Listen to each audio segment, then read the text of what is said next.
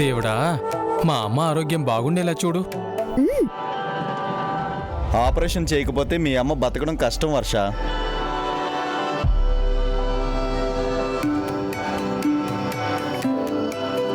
మా పెద్ద చెల్లికి మంచి సంబంధం వచ్చేలా చూడు.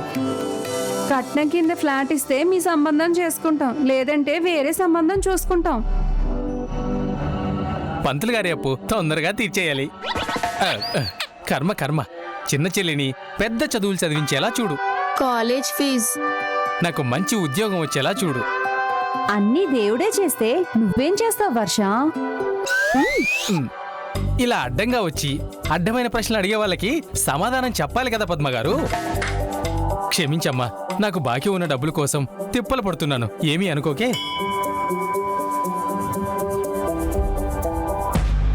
దేవుణ్ణి చూడటానికి వచ్చి డైరెక్ట్ గా దేవుడి దగ్గరికి వెళ్ళిపోతున్నారేంటి?